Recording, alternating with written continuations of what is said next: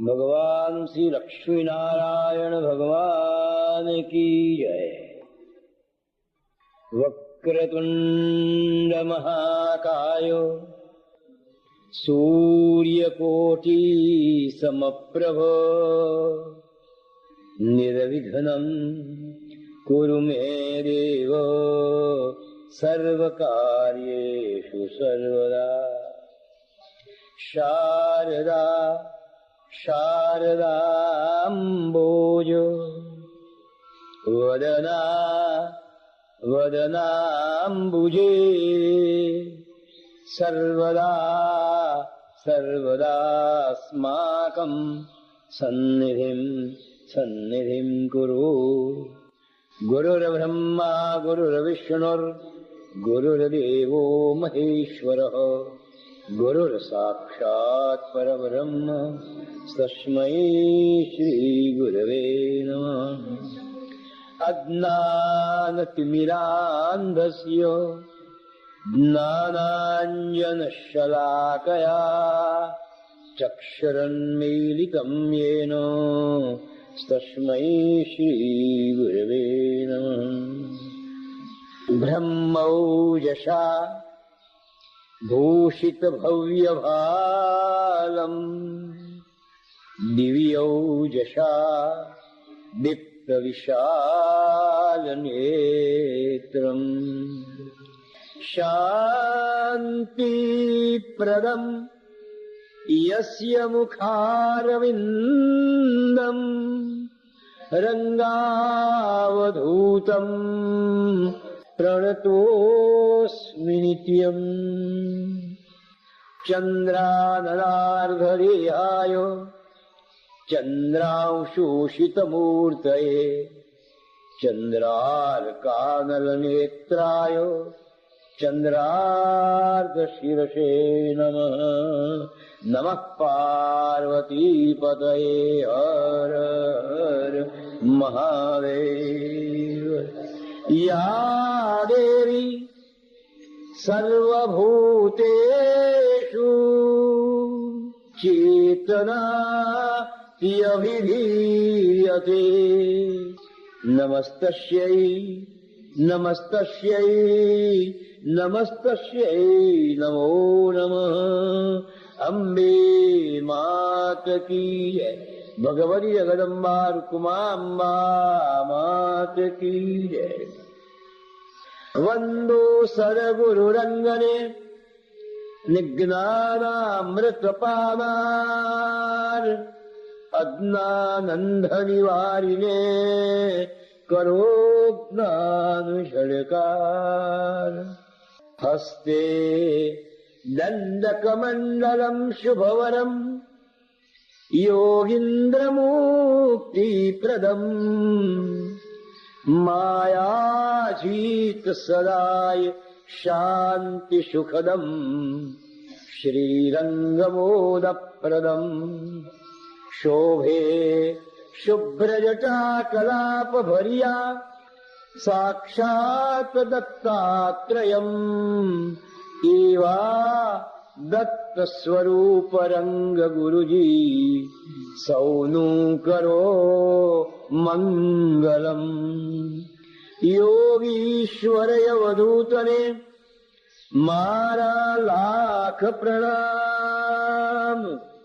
Jenny शुभयाशीषथी सफल बन्या सौ काम। सदगुरु श्रीरंग अवधूत गुरु महाराज की जय।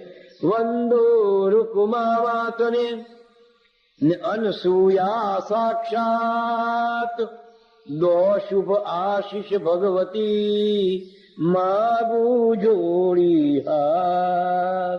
भगवती जगदम्बा रुक्माम्बा मात की जय।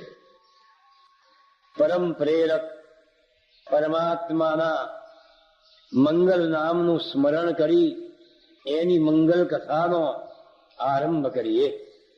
અવધૂત અભ્યાસ કેન્દ્રની આ એક બહુ સુંદર રચેલું આ એક કાર્યક્રમ ગુરુ મહારાજની શતાબ્દી ઉજવવાની તૈયારીમાં છે, ત્યારે રાજપીપળાનું અવધૂત અભ્યાસ કેન્દ્ર અત્યંત કાર્યરત છે. હા, એ માટે તો એમને જેટલા અભિનંદન આપીએ એટલા ઓછા છે.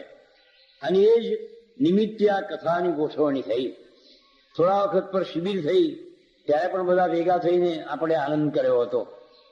આ 7 દિવસ સુધી ગુરુ મહારાજની જે અપૂર્વ લીલા છે એનો આનંદ કરી શ્રવણ કરીને 7 દિવસ ગુરુ મહારાજની લીલાનો આનંદ કરીએ. તો ગુરુ મહારાજની મુરબ્બીથી ચંદ્રકાંતભાઈ આગળ કહ્યું તેમ કપડવંજમાં મારી કથા હતી. છેલ્લે દિવસે ઘનશ્યામભાઈના મેળે અમે બધા બેઠા. ઇન્દ્રવદનભાઈએ સાહજિક પૂછ્યું કે જેમ 3 ભાગ લખાયા છે એવો 4થો ભાગ લખાય કે ના લખાય? કોઈ જવાબ તો ના આપી શક્યા. મારાથી કહેવાય ગયું કે ગુરુ મહારાજ ધારે તો લખાય, આપણે કોણ લખનાર છીએ. અને એ ઘેર આવ્યા પછી રાતના એક દિવસે મને દ્રષ્ટાંત થયું. શબ્દ બરાબર મને યાદ છે. તું લખી તો જો, નિતાંત નિતાંત શબ્દ બોલ્યા. કીધું લખી તો જો. મેં કહું બાપજી ના લખાય, પણ તું લખી તો જો નિતાંત. અને જે કાગળ હાથમાં આવ્યો હોય એ રીતે જેમ કહ્યું ભાઈ એમ લખી નાખ્યું. 15 દોહરા લખાયા. સવારમાં વાંચ્યા, મને ગમ્યા. પછી તો આગળ લખાયું અને એના પરિણામ રૂપે આખો આ ગ્રંથ થયો. અવધૂત નિવાસ ટ્રસ્ટે મને આને છપાવવાનું બધું જ માથે લીધું. એ માટે બધાનો ખૂબ આભાર. અને આ રીતે આ ગ્રંથનું વિમોચન પણ શ્રી વિશ્વનાથ અવધૂતજીના હાથે 16 ગામોમાં પણ જુદા જુદા મહાપુરુષોના હાથે થયું. એ વાત જાણીતી છે. હવે ગ્રંથની શરૂઆત કરીએ. શરૂઆતમાં મંગલાચરણ આવે. મંગલાચરણનો સ્વાભાવિક અર્થ એવો થાય કે 2-4 મંગલ શ્લોક પ્રાર્થના, પણ ખરો અર્થ એ નથી. આચરણને મંગલ બનાવીને પછી જ કથામાં બેસો. શ્રોતા અને વક્તા બંનેનું આચરણ જો મંગલમય હશે તો જ એ કથા કલ્યાણકારી નીવડશે. હા, એટલે પહેલે જ દિવસે આપણે વિચારવાનું કે આ 7 દિવસ તો આપણું આચરણ મંગલમય હોય. મંગલાચરણનો અર્થ જ આ છે કે કથા સાંભળીએ તે દરમિયાન આપણું આચરણ મંગલમય હોય. નિંદા ન થાય 7 દિવસ, કુથલી ન થાય, દ્વેષ ન કરાય, ક્રોધ ન કરાય, કોઈના માટે મનમાં ખરાબ વિચાર ન કરાય. આવા સુંદર વિચારો કરીને એક ચિત્તથી સાંભળવા બેસો. 7 દિવસમાં ગુરુ મહારાજ તમારી મનોકામના પૂર્ણ કરશે. હા, કથાની શરૂઆતમાં થોડુંક હોય. પરીક્ષિત રાજા જયારે કથા સાંભળવા બેઠા ત્યારે એમના હૃદયમાં ભય હતો કે 7મે દિવસે પેલો તક્ષક નાગ આવશે, મને ડંખ મારશે, મને કરડશે અને મારું મૃત્યુ થશે. એટલે ભયમાં હતા. પણ 7 દિવસ સુખદેવજીએ કથા સંભળાયા પછી એમનો ભય જતો રહ્યો. ભય ભગાડે એ જ ભાગવત, ભય ભગાડે એ જ ભગવાનની કથા. 7 દિવસ પછી જો આપણને મૃત્યુનો ભય રહે તો કથા શ્રવણનો કોઈ અર્થ નથી. 7મે દિવસે પેલા પરીક્ષિત રાજાને કોઈએ કહ્યું કે રાજા, પેલો નાગ ઝડપથી આવી રહ્યો છે ધસમસતો તને કરડવા માટે. ત્યારે રાજા શું બોલ્યા? આવે એક નહીં, એવા 7 તક્ષક આવશે તો પણ મને ભય નથી. કારણ કે 7 દિવસનો જ્ઞાન મેળવ્યા પછી, કથાના શ્રવણ પછી એમનો ભય ભાગી ગયો. આ 7 દિવસમાં અવધૂતજીની અપૂર્વ લીલા પછી આપણો ભય ભાગી જાય ત્યારે શ્રવણ સાચું કહેવાય. તો કથા શ્રવણમાં મંગલાચરણ કર્યું. ગુરુ મહારાજની પરિપાટી એ પરંપરા છે, ગુરુ મહારાજે ચાલુ રાખી છે. આપણા મહાકવિઓની, ભગવાન વેદવ્યાસ, ભગવાન વાલ્મીકી, એમને જે પરંપરા છે એ ગુરુ મહારાજે આ ગુરુ લીલામૃતમાં જાળવી. આપણે પણ એ જ રીતે ગયા. એટલે પ્રથમ સ્તુતિ આવી ગણપતિજીની કે ગૌરી સુત ગણનાથને કરું કર જોડી પ્રણામ, વિઘ્ન વિધારક દેવ હે આપો હૈયે હામ. મૂષક વાહન મોરિયા મોદક પ્રિય મુદદાત, વિઘ્ન હરો વિઘ્નેશ્વરા વંદો જોડી હા. ગુરુ મહારાજે દત્ત ઉપાસનામાં બહુ સુંદર વાત લખી છે. કે કોઈ પણ દેવની તમે ઉપાસના કરો. ઉપ એટલે નજીક, આસન એટલે સ્થાન. એ દેવની ખૂબ નજીક સ્થાન મેળવવા અથવા એના જેવા થવાનો પ્રયત્ન કરવો એનું નામ ઉપાસના. તો કોઈ પણ દેવની ઉપાસના કરો, પણ એની 3 રીતે ચકાસણી કરો. હા, ઉપાસના ગમે તેની ન થાય, એ તો શ્રદ્ધાનો વિષય છે. શ્રદ્ધા ગમે તેની ઉપર, ગમે તેવી વસ્તુ પર ન મુકાય. એનું આલંબન તો અત્યંત સાત્વિક, મજબૂત હોવું જોઈએ. શ્રદ્ધા મૂકતા પહેલા જેના પર આપણે શ્રદ્ધા મૂકવાની છે એ ભગવાનની મૂર્તિ હોય કે કોઈ સંત પુરુષ હોય કે કોઈ માનવ હોય, જે હોય તે, પણ એની ચકાસણી કરો, પછી જ એનામાં શ્રદ્ધા મૂકો. ખીટીએ થેલી ભરવતા પહેલા પેલી ખીટીની મજબૂતાઈ જુઓ કે આ ખીટી થેલીનો ભાર સહન કરશે કે કેમ, કે નહીં તો ખીટીની થેલી બેવું નીચે આવે. તેમ શ્રદ્ધા મૂકતા પહેલા જેના પર શ્રદ્ધા મૂકવાની છે એની 3 રીતે ચકાસણી કરો. આધ્યાત્મિક, આધિદૈવિક અને આધિભૌતિક. આ ગુરુ મહારાજે કહ્યું છે દત્ત ઉપાસનામાં કે દત્તની તમે પછી જ ઉપાસના કરીને એના પર શ્રદ્ધા મૂકો. શ્રદ્ધા ચકાસણી સિવાય મુકાય નહીં. ભગવાન હનુમાનજી માં અંજનીને વંદન કરીને માગ્યું કે માં, મને મારા હૃદયના સ્વામી ક્યારે મળશે?